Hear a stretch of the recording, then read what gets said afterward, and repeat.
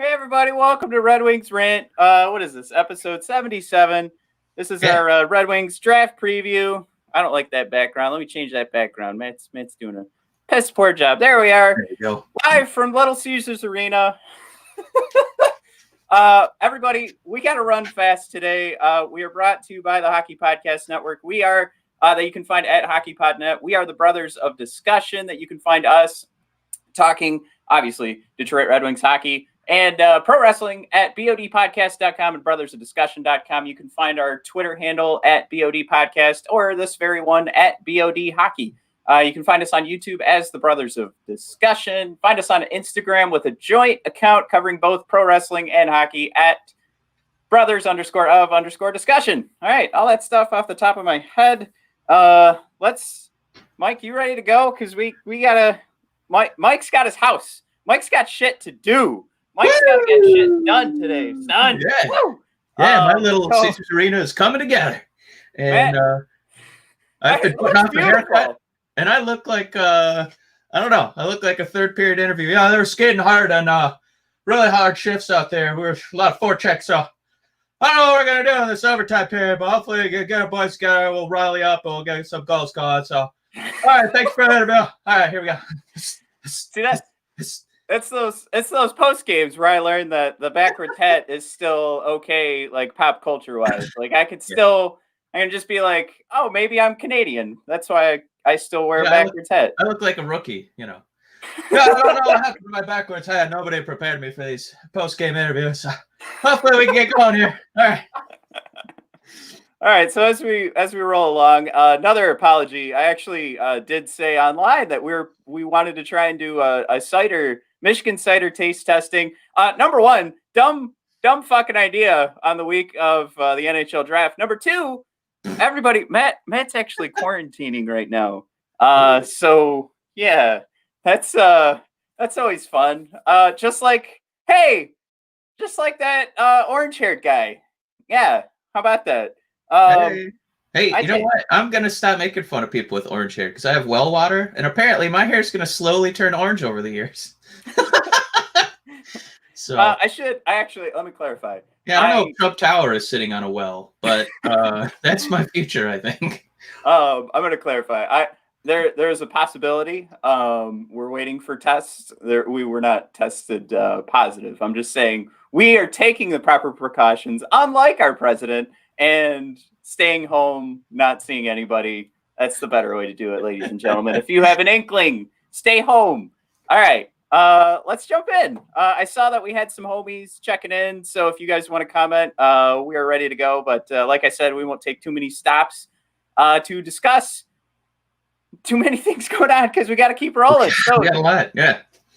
Mike, 2020 NHL Draft preview. I think everybody and their mother knows how the top three is going to go. Some sort of we're going to go Alexi Lafreniere, Quentin Byfield, and Tim Stützle. You know what? Greg Wyshynski and this, this isn't necessarily a linguist, a German linguist, but he also said Tim Stützle. I'm not saying he's right, but I'm at least going to pat myself.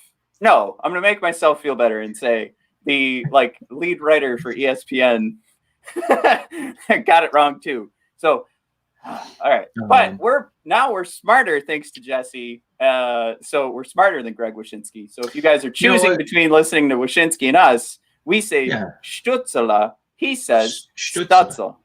I will say that this is akin to Mike Birbiglia bit where he learned how to say pasta fagioli when he goes to Olive Garden. So really excited to see if pasta fagioli is available for drafting for the Red Wings at number 4. But I just wanted to that's where you cut that joke off. Can't repeat that joke anymore. Nope, that's where we stop. Just one quick thing at the top of the draft. I don't know why anyone would not draft Lafreniere, but Dan Rosen thinks he does. Apparently, the Rangers are mum on number 1. Like, what? No, get the front door out of here, man. What an almost irresponsible article, Dan Rosen. I want to get him on this podcast to defend this article. Clickbait fun. Ugh, it's on NHL.com. Come on, you could give us the truth there. I thought. I don't know, but hey, you know what? They just dropped Henrik Lundqvist. Obviously, they're looking to pick up another goalie prospect in Askarof's.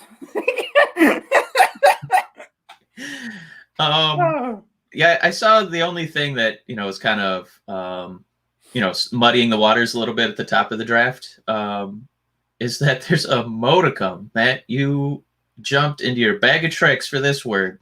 A modicum of hope that the Kings or Senators, in a panicky move, thinking the Red Wings are going to try and build this juggernaut defense, are going to butcher their draft pick here and take JB Drysdale at 2 or 3.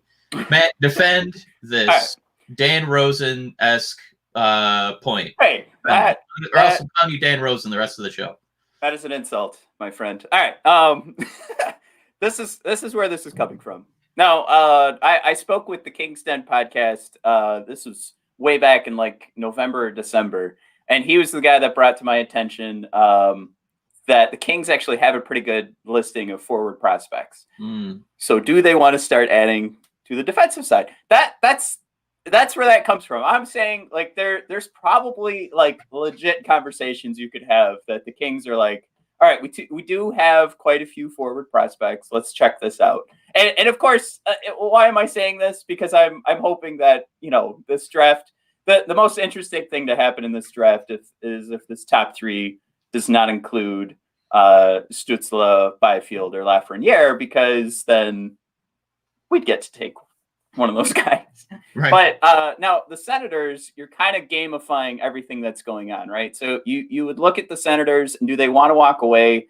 I'm sure they're fine walking away with 2 forwards. And I did see the Sens Hour podcast popped in there. So I'm wondering their take if they're still listening. Is there any fear that the Red Wings are going to take Drysdale at 4? And would that actually make you take them at 3? So that's where that plays in. Like, if they did want to walk away with a forward and defenseman out of this draft, that would be the motivating factor for any of this being a little bit more exciting on draft day than us just going, all right, well, those same 8 guys that we've been talking about. Yeah, it's still just those same 8 guys. So that I think that's where there's a chance. And I learned how to spell modicum, which is why I threw it into our show notes. I'd always heard it, and I decided to throw it into one of our wrestling blogs a couple of weeks ago. So then I was like, hey, it still works here. But I like the title of that article. It was Modicums, a study.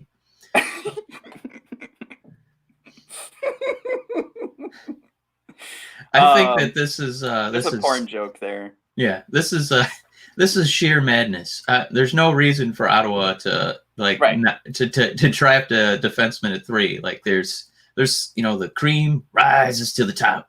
So there's 3 Macho Man little personalized creamers, and Quentin Stützle and what's his name? The consensus number 1 player that the Rangers are kind of wishy-washy on, Alexis Lafreniere. Oh, is that him? I don't know. That Askarof's looking pretty sweet. Pretty sweet. I feel like that's how Rosen's article should have started. Like, if they forget that he's there, there's a chance they might not draft him. Like, that's the only thing. If they write down the wrong name, there's a chance the Rangers don't draft him. Oh, well, come on. What are we doing here? Come on, boys. Wake up. It's madness. But yeah, here I am playing that same game and saying, maybe if we gamify this, and Ottawa's like, we have to get out of here with a defenseman and a forward. The only thing is, too, with Jake Sanderson, I think if they absolutely needed to walk out with a forward and defenseman, and after quite a few lengthy conversations online, I have come around on Jake Sanderson to the point if that was who Steve Yzerman wanted, I would hope that he traded back, because I don't think – I think, again, gamifying everything, he's not going to be taken in that top 4, so you can drop back a little bit. But again – does Ottawa need to draft Drysdale at 3 so that we don't get him? Well, there's still a good option, I guess, is what I'm saying with Jake Sanderson. So the likelihood of this happening, very, very small. But here we go, Mike. I guess the draft by the numbers, right? So a lot of these numbers were taken from Corey Prodman, and then a couple of numbers were taken from elite prospects. So let's run through. We'll start with Corey Prodman's rankings with these forwards that we're talking about. And, of course, I threw in there Jamie Drysdale. And then at the end, we'll have a couple of goalies I want to talk about. Oh, boy. Compare. Here we go. Whew. All right. Let's get ready. All right. Now, Quinton Byfield, again, the reason he's on this list is because of what I just brought up. Is there a chance that the LA Kings might possibly take a defenseman? And is it possible that Ottawa wants to make sure that they get a Jamie Drysdale and that we don't, in which case they take him at 3? So that would leave possibly Quinton Byfield or Tim Stützle. Quinton Byfield's got 6'4", 215 pounds. I mean, that right there you can't teach. He's got from the Prawn Man a skating ranking of 55. I mean, you're kind of looking at that average from Prawn Man as being the 50. So just sort of above average skating skill. Puck skills at 65, physical game 65, hockey sense 60, shot grade 60. Mike, what's this out of? Well, I think he great. Like what the important thing is to measure these guys, like compare them against each other. So like we're gonna see like puck skills is going to top out with Lucas Raymond at 70. And I think that's the highest score that Prodman gave out between all these prospects. So that's important to point out, is that 70 is the highest score that Prodman gave out, right? Is that fair to kind of list it at that point? Yeah. So then, to keep rolling here, and again, very low chance that we're even considering Byfield or Stützle, but Stützle 6'1", which is still, you know what, for a forward, and with the other forwards we're about to talk about, this guy's practically a giant. 187 pounds, skating 65, puck skills 60, physical game 50, which you're going to pretty much find with everybody besides Byfield, and hockey sense 60. I think that number is pretty important to stick with too as we roll around here. But let's just keep going because Mike, this is our boy here. This is who I want is Lucas Raymond, Mr. 70 himself. 5'10", 170 pounds. The skating's 55, puck skill 70, physical game is a 35. So, I mean, that comes along, again, with size. So as he gets older and he starts to bulk up. And again, these are ratings that Prodman gave Lucas Raymond before he got his shot in the SHL recently, where we did see a more physical Lucas Raymond. We did see a guy that looked like, hey, he looks like he got 6 months older. And on top of that, scored some pretty nasty goals. So that's where that puck skills comes into play. And the hockey sense is at 65.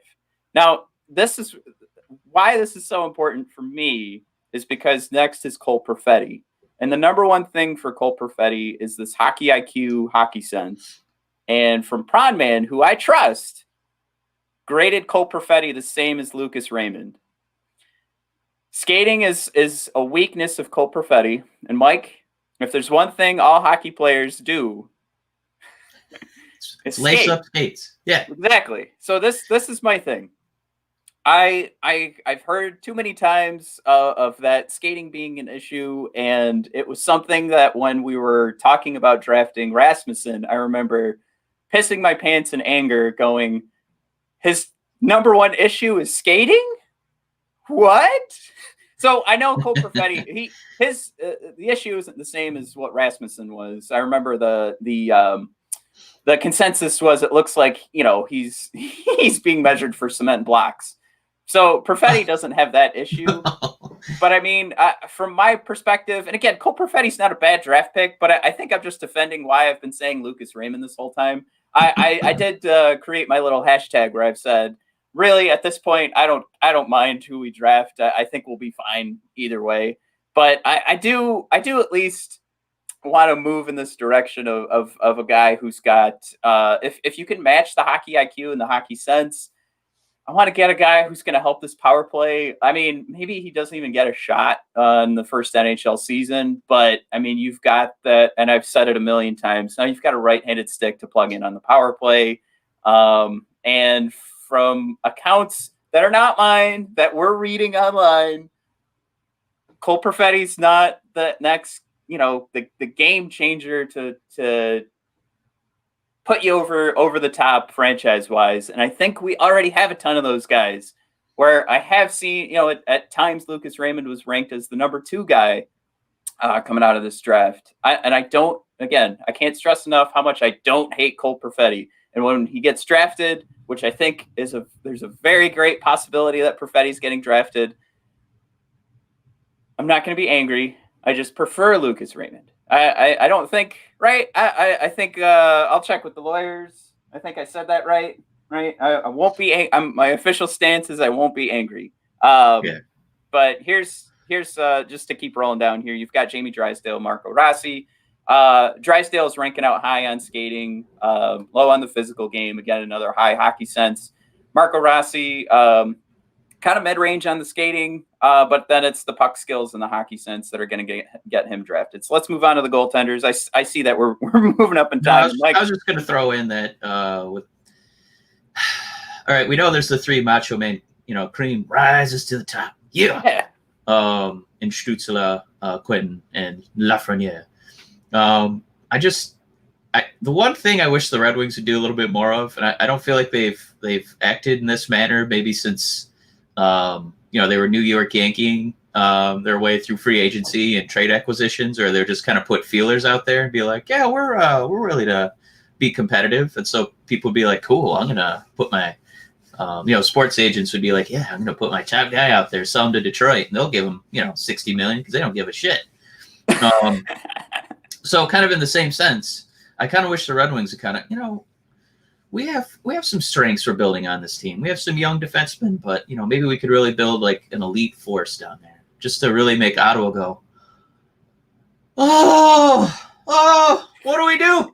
Maybe we should take a defenseman at 3. We got to protect this asset from the Red Wings. Don't let them have one, mega unit on their team. Let's draft defensively.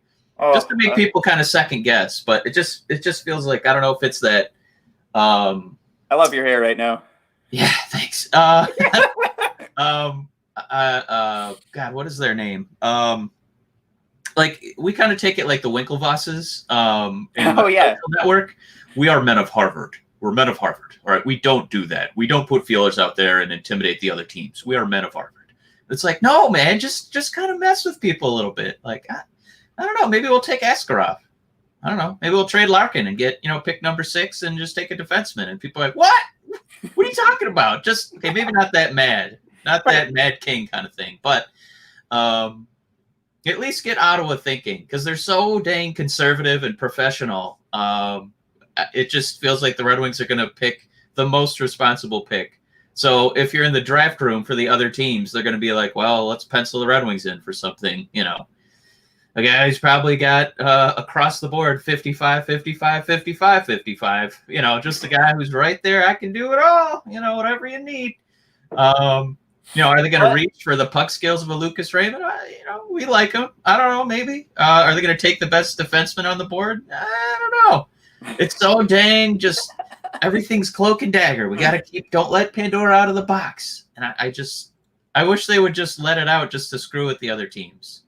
Well, that brings up, so there were 2 great things that came out of the Yzerman press conference. Actually, there were 3. Number 1 was Brad Galley asking if Yzerman knew that the Yzer plan was a thing. And, you could see on his face, he's like, fuck yeah, I know we call it the Yzer plan. So that's number 3. Here's my top 3. Shoot. You know what? I got so excited that I forgot what my number 2 was. Number 1, was Max Boltman asking, do you guys have pegged like what fits the Iser plan, and then can you share it with us? And then Iserman goes, yes. And then Max goes, and can you give us any detail? No, I'm not telling you that. So the reason I bring that up is the only insight we have into what's going on in Iserman's mind is that now we know, based on what he's drafted last year, that that's the Iserman guy, right? So we saw a couple of huge guys get drafted in Soderblom and obviously Moritz Seider, who's I think I've said before, the best thing about Moritz Seider is that all he needs to do is be friends with the word momentum, and he's going to be successful in the NHL. So with that being said, is that our insight that we get, with Iserman again saying there is an Iserman guy. He didn't tell us who that is, but we can draw some conclusions. I think that's where they don't hesitate for a second when Tim Stützle, if he was available, like that's where that fits. But then we're looking at all these little tiny guys, and you start to go, oh shit, are we about to take Jake Sanderson at number 4? Because Lucky Luke, Cole, Jamie Drysdale, Marco Rossi. I mean, all under 6 foot, light guys. There's a lot of NXT cruiserweight champions. Exactly. Top 3.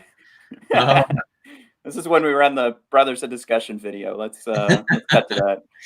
I know that Iserman, he doesn't want to do what I want him to do, just stir the pot and really confuse everybody. Like, he'd rather just be the smartest guy in the room who just, like, drops a mic on, some 6'9" guy from, the Congo who we've never heard of before. Yeah. What are you doing, Steve? That guy's never played hockey before. I don't know, probably work out. And then just cue up the Kermit the Frogs drinking teas, and then the rest of us are just, throwing papers all over the place. I've never seen this guy on a draft board before, so I don't know. I guess if that's your thing, I mean, he got us with Mo Seider, right? That's a track record right there. Yeah, that's the thing too. Like, is there going to be that Mo Seider that gets drafted? Maybe even before us, if it's not us. So let me do this. I don't want Askarov in any way, shape, or form, right? But there's a guy that should be available in the second round, Joe Blomqvist. Yeah, I'm just gonna run through. Let's kind of compare here. Blomqvist's positioning, according to Elite Prospects, a 13. Positioning for Askarov, a 14. Blocker for Askarov is a 14. Blocker for Blomqvist, a 12. Recovery is 13-13. They're tied. Let's see. Low shots is 13-12 for Askarov. Rebound control is actually in favor of Blomqvist, which you could argue the Red Wings are gonna need until this defense gets solidified, which is 13-12. Glove is 12-11 Blomqvist, and aggression is going to go the side of Askarov 8-7. So if we're talking about like comparing these numbers, now Askarov is a man. He's playing in the KHL and he's still kicking everybody's ass. So he's ready to go. Blomqvist's numbers, not necessarily in the same situation here, but I will say, and I've been preaching this one for a while, and this is how I draft my teams in NHL, 20, NHL 21. Yeah. Take a couple goaltenders in the, somewhere between the second and the fifth round. And Mike, it works perfect in the NHL game. You just keep them down in Grand Rapids for 5 or 6 years, and eventually they're a 90 overall, and you can, trash whoever you've been paying $10 million a year, because now you got a rookie that can come up for 2 seasons, and then you get rid of him, because you got another couple of rookies coming up next year. So that's easy peasy lemon squeezy. So that's where I'm hoping we have 3 second-round picks. We have probably on the bottom of the we're pretty close to the bottom of the league in regards to goalie prospects. So I don't want Askarov. I think Blomqvist compares quite a bit on what you'll see around, with professionals who are actually scouting these guys and watching them live. They're watching multiple games online. We just consume all of that content and we regurgitate it back. And what we're saying from the Red Wings point of view is that it's probably in our favor here to make sure that Blomqvist is on that list of 3 second rounders that we have. We have a lot of holes. Let's plug them up. All right. Mike, if there's one thing about holes and plugging that wait, where am I going with this? All right. Forget plugging holes. Make sure they're shaved in that area. There we go. Yeah. Can't forget about it. You know what's easier to plug a hole, Mike? When there's nothing in the way. So what you've got to do is get yourself the Lawnmower 3.0. It's a third generation trimmer coming from Manscaped and Manscaped.com. Mike, we've been talking about it for literally months now. We've had all of our great stories about making sure you avoid that tickle around your pickle and get all those hairs shaved down. And, honestly, I wouldn't have my patio that is 10 feet away from me right now outside of my office if I wasn't clean shaven down there and avoiding the sweat all summer while I was putting it together. I am finding out that the fall might have been a better time to do that because, man, is it chilly right now. But anyway, make sure you avoid the tickle around your pickle. Get that Lawnmower 3.0 because it's a clean shave. You can really, Mike, you could baton that thing down there. It is so safe for you, avoiding all those nicks and cuts. I say spin that thing around like a baton. Get that. Have fun with it, right? But also, we got to throw out some of the features here. You've got the USB charger that you can prop up in the old bathroom, show off to everybody that you are shaven, that you are good to go. For anybody that's coming over, any of your partners out there need to know, like, is this guy taking care of his stuff? You are. You've got that beautiful charger set up. You got the USB, you've got the LED light that's going to light where the sun don't shine. There's a reason that we throw that out there, right? I think that thing is that light is what takes this over the top. But if you want to make your little section, you want to take that over the top, get that Lawnmower 3.0. Use promo code THPN, get 20% off and free shipping. It's promo code THPN, get 20% off and free shipping on the Lawnmower 3.0. And again, that's in reference to the Hockey Podcast Network. One more time, manscaped.com. Use promo code THPN, and you get 20% off and free shipping. All right, we're back. Woo, boom. Okay. So just to recap real quick on this NHL draft. We have to do our draft by the numbers. I'm sorry. Let's run through this. Because I stayed up till 1 a.m. doing crunchy. Yeah, it wasn't that hard. It's just you got to collect all the numbers, which sucks. So, Mike, in the last 13, and let me set this up because I only have 2 more minutes before we're at a half hour.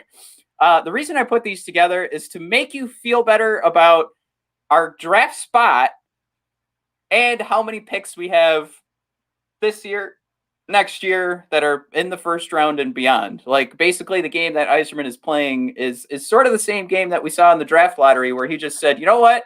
We're not winning this draft lottery. The odds are against us. We're fucked.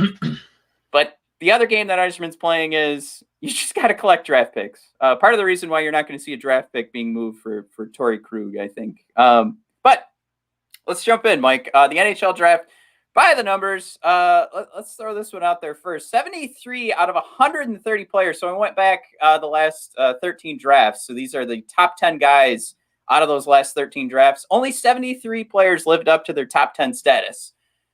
So what I'm saying there is that you've got your top 10 guys. How many guys production-wise actually stayed in that top 10, going up to this point? And I did not include 2019. And that's why I went to 13 drafts because at first I did 10 and I was like, 2018 doesn't really count. So here we are going back 13 drafts. So 2018 is included in there and it actually pumps the numbers up quite a bit because those top 10 guys are going to get those chances more, just based on their own status and what the team needs to see and what the team needs to ice in regards to what Yzerman says. But right. Mike, we're basically talking like close to 50%. It's a coin flip. So what I'm saying is the Red Wings have a 4th pick. We could feel pretty good about a coin flip of whether or not Lucas Raymond, when it's all said and done, is still going to look like a top 10 player. It's probably not the best. If you're a first pick, it's very close to, 99%. But pick number 4, doesn't get a lot of Hart trophies, but it was a pretty good shot of actually making it into the top 10 when all is said and done. So that means we've got 44% became their draft's top 10 player as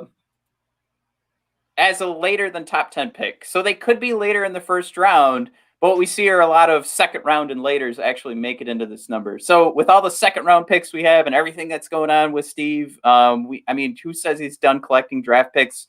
Definitely not for next year. But again, this is a huge number to not only become like usable or become an NHL player, but you are a top 10 producer in your draft. 44% came from the 11 pick or later. They jump into the top 10. Now there's a lot more players to choose from, but again, that's where this idea of just collecting draft picks come from. Less than 50% of the top 20 players lived up to their top 20 status. So we're just under 50%. But that, I think that's pretty huge too. And it's something that it's a number that just, I mean, it makes sense. The deeper you go into the draft, the more these guys become coin flips or whatever. So that's that one. I don't know if it really does reflect the Red Wings situation, but it's another number to chew on. But this is where it gets kind of, it gets better for us in regards to our fourth pick, but there's more chances as we move along. But 51% of all trophy winners going back 20 years are second round or later draft picks. So we do have in the Hart Trophy, the Selke, the Norris, the Vezina is included in that. So that actually does push the numbers quite a bit because a lot of Vezina winners were late round draft picks back in the late 90s, early 2000s. We have 86% of all Hart trophies went to first rounders. 47% of them go to first picks. That's Mike. That's where the coin flip is comes into play. If you get a first pick, you're almost, get a Hart trophy. Right, exactly, which is huge. But yeah, it is something that I think, at least knowing that we have again, the fourth pick here, and 86% of those Hart Trophy winners come from that first round. It does suck that you have a terrible season. You see a guy like Lafreniere coming in. You see these numbers that 47% of Hart Trophies in the last 21 years have gone to first picks. You kind of went, shit, this might have been a good first pick to have. So kind of like a downer on that one. But if we go to the next one here, 60% of Selke winners were second round or later. And of course, bumping those numbers up, Mr. Datsuk, who's a sixth rounder, and Patrice Bergeron. So just over the last, 20 years, we know those guys are bumping up those numbers quite a bit. But I think that definitely goes along the lines of there isn't always this need to find the Hart Trophy winner in this first round. I think the way that Yzerman's collecting these picks, the way that these trophies break down, and how many guys are winning trophies that they're nowhere near the first round, definitely is like a sigh of relief. It's kind of, this goes twofold. Like, you can feel better that we have a fourth pick. You can feel better about how many second round picks we have. You can also tell yourself, I don't need to get worked up about any of this because apparently none of it matters. Because it's all just a coin flip. Probably worse than that. I mean, we're talking like, well, I need 10 heads to fall in a row here for me to have my Hart Trophy winner kind of thing. So, all that thrown together, I think we can all take a deep breath or a sigh of relief and just know, what, we can enjoy this.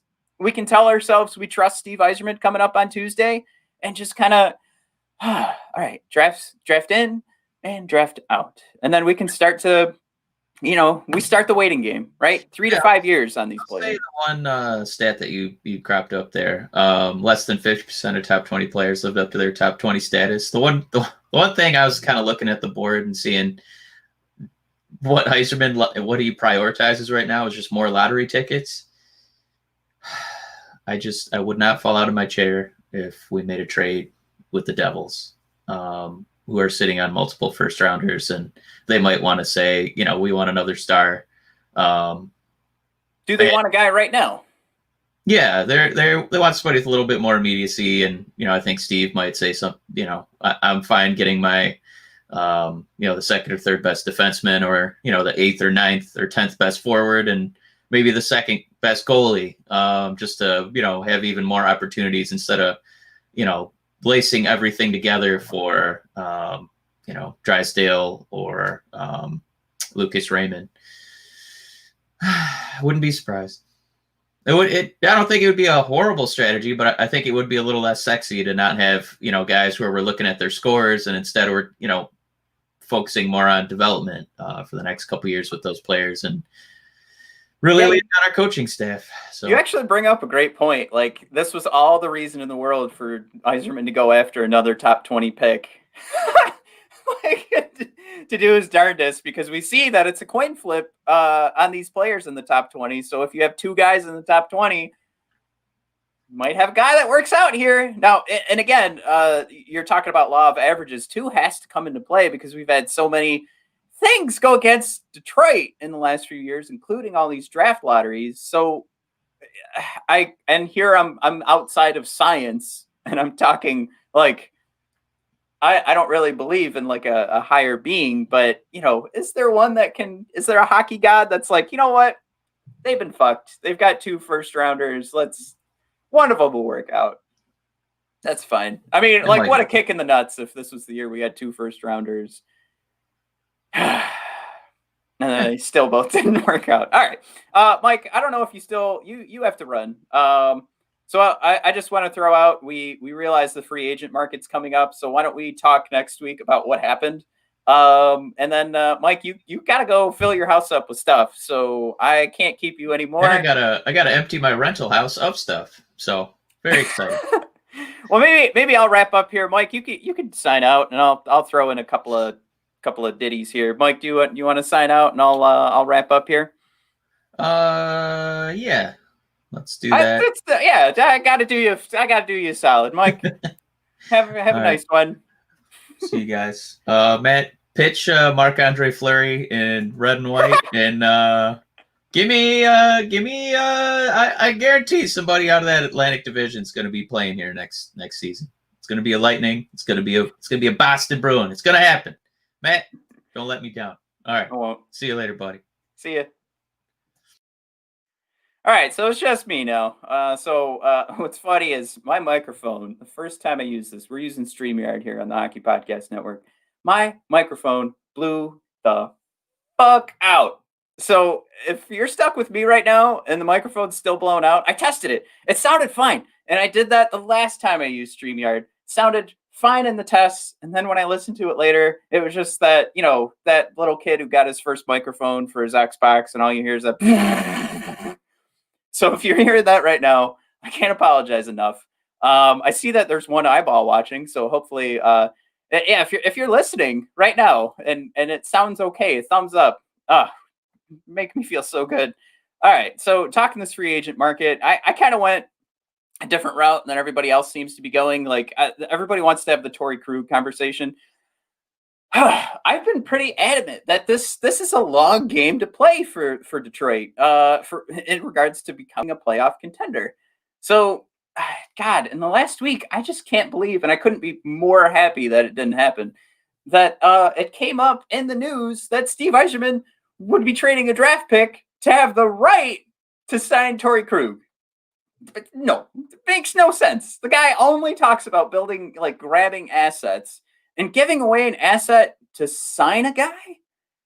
To me, it made no sense. And part of that is because, I am a subscriber to the Yzer plan. I do believe in it wholeheartedly. So when I see that he keeps saying we have to do this through the draft, I can't put a finger on why Torrey Krug trading for Torrey Krug's rights made any sense. But again, it was maybe a week ago, they said in the next day, Torrey Krug's going to be moving. Didn't happen. So we're good there. And I think this is something too, where there's no reason to force this Torrey Krug thing. For for all intents and purposes, again, we are in for the long haul, and we don't need to take shortcuts. I said in a thread with the Hockey Podcast Network, all of us hosts like to chit chat. My biggest fear is that we become the Minnesota Wild, and signing or maybe like forcing this decision to pick up a Torrey Krug, like that's not going to catapult us to leading the Atlantic Division or going into the Eastern Conference Finals. No, not even close. So what does and again, if you're listening and you want to throw out a comment out there, like what do we benefit from by giving up an asset to sign him? I think that's the easy argument. I don't even need to ask you guys that. I think you see what's going on there. But why do we need to pick up a Torrey Krug right now? What problem does that solve for us? Because it doesn't put us. I think Torrey Krug's a very fine player, but I do not think it puts us in that realm of now we're playoff contenders. There's a lot of steps to take, and what I'd prefer again is that we just continue to build through the draft. And that being said, I mean, you keep saying build through the draft. Each guy we get that goes deeper in the draft, the second, third, fourth, fifth rounders, it's almost an increase of how long it takes to develop those guys. So if we're talking the long haul there, Yzerman's had 1 year. I'm not super hot on Holland's draft picks, including the first rounders turning us into game changers. But I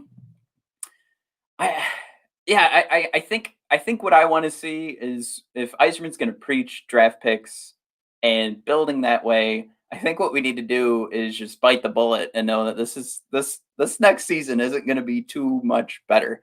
I think we could luck into something. I think if Mantha stayed healthy, we saw DeKaiser rolling in for a while. I think that could make us a little bit happier. I think we could go home. We could go to bed a couple more times with a smile on our face. But I think if you're still getting these questions from Yzerman and a year ago, it was 3 to 5 years. And then in the recent press conferences, he didn't really upgrade us. He didn't say, well, now it's 2 to 4 years. He's like, no, it's still 3 to 5 years. That's not necessarily a scary thing. That's a thing where a guy is just, you got to give yourself wiggle room.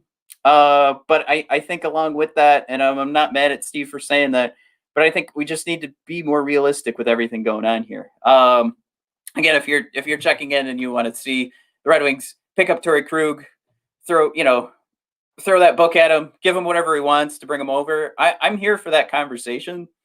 And I'm not about saving money either. It's not about that. Just spend away. Go ahead, spend all the money. I actually halfway through the season said, why don't you just pick up Braden Holtby? You'll get more butts in the seats. You might have some stability at a position. Of course, that was at the time when Jonathan Bernier was like a sub 900 save percentage. But, I have no problem spending the money. I don't think there's a free agent out there right now that you could really look at. And besides, as Yzerman would put it, say icing a team, I don't know if there is a free agent out there that I absolutely have to have with this team. I think the Red Wings, we just got done talking the draft. So if you are checking in right now, just kind of wrapping up some free agent talk. And then really what we want to focus on is what actually happens next week. But yeah, from that free agent perspective, I just don't see too many guys I need to have. I see us signing more of like a Zach Bogosian. And I think that's going to work out in a sense. I know he's not necessarily an Yzerman guy, and I think I don't want anybody to think that because he's coming from Tampa. But like that's kind of the level I see us like icing a team. It's a guy that can make the third pairing on a Tampa Bay Lightning. Will probably come in and look pretty hot on a second pairing with Detroit. But that's kind of the level I see us at. If we sign Torrey Krug, I'm not going to come on here and say, man, fuck Yzerman. Apparently, it's a part of the Yzer plan. At least from what I've seen so far, that doesn't fit necessarily what the Yzer plan would be. So that's kind of where I'm at. Like, why would we do this? It's not building through the draft. It's just taking a hot free agent. He's from Michigan.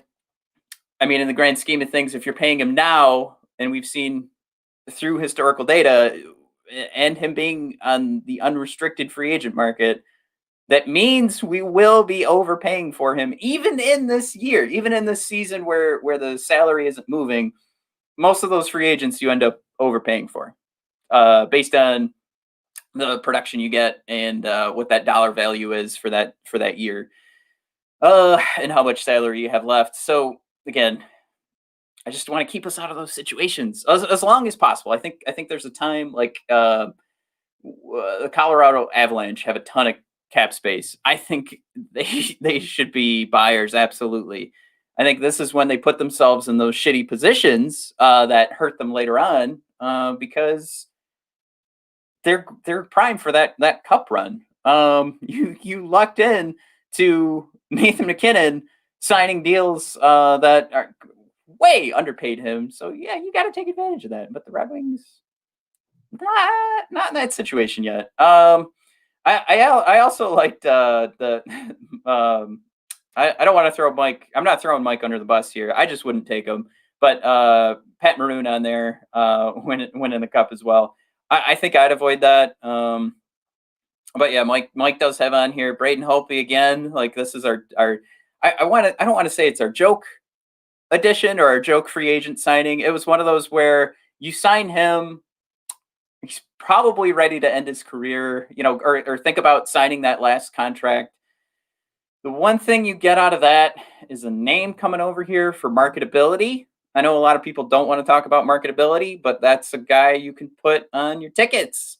Jonathan Bernier did fine, but I think Braden Holtby is, that's a league-wide, and Bernier is a league-wide recognized name too, but Holtby should be putting some butts in the seats at least. And that solidifies your goal. You're good on goaltending there. And again, we're not saying you do this to fix the Red Wings. We're just saying you have salary cap. Bring some guy in that's going to put some butts in the seats. Torrey Krug would do that too. I just don't want to, that. That's more like I want to do the Torrey Krug signing when we we just missed the playoffs. Not when we had 17 wins. Would be fine when it happens. All right, so I'm talking in circles here. Mike wanted to talk Marc-Andre Fleury. I don't know if I'm here for that conversation, but I have to do him a solid. I guess that's in the same vein. And if you're talking about marketability, Marc-Andre Fleury crosses way more boxes than Braden Holtby. I think that's a guy that comes in, is all over your marketing. He's going to want to knock it out of the park for the city of Detroit. We've seen what he's done in Pittsburgh. In Vegas, he was a superstar. If you go back to the shooting and what happened in Vegas right before that season started, I think this guy would thrive to the nth degree in Detroit. We're not sitting here saying we solve Red Wings problems from a talent perspective by bringing in a Marc-Andre Fleury, but you bring in a guy that'll help you sell some tickets. Am I hoping that we sell more tickets? I couldn't care less. But if there's a reason to bring him in, that's where that conversation starts. Not talent-wise, not changing the team. That's kind of where we're going with that. All right. I've been jibber-jabbering with myself here for 18 minutes. Oh my God. How do I do it? All right. Everybody, I didn't get any comments. I'm pretty sad because I see we've had viewers popping in and out. I would have loved to hear from you guys. Maybe I'm getting tweets and I don't see it. Maybe I should check my phone. Nope, nothing. All right, I'm giving away that nobody wanted to tweet at old Matt during his podcast. But hey, everybody that did check in, I appreciate it. I hope you guys enjoyed the draft. This is kind of fun. I think it's on a Tuesday night. I struggle to find things to do on Tuesday, so I'm pretty psyched about that. And we'll be doing a draft through the Hockey Podcast Network, so you guys want to keep an eye out for that. That's at HockeyPodNet. But stick along with Red Wings Rant Podcast at BOD Hockey and at brothers_of_discussion on Instagram. And of course, we have bodpodcast.com and brothersofdiscussion.com, where you can find both our pro wrestling coverage and everything that we talk about here on Red Wings Rant will be available there. You know what? With the statistics I talked about today, I'm going to put something together so you guys can follow along on bodpodcast.com if you want those numbers we talked about earlier. kind of fun to kind of pick through in regards to what happens, where you get drafted, who becomes Hart Trophy winners and finalists, and who doesn't. All right, everybody, thanks for tuning in. We will see you next week to talk who we drafted and who we signed via free agency. Man, there's the burps, coffee burps. Good God Almighty, Sunday mornings. All right, everybody, thank you again. Have a good one.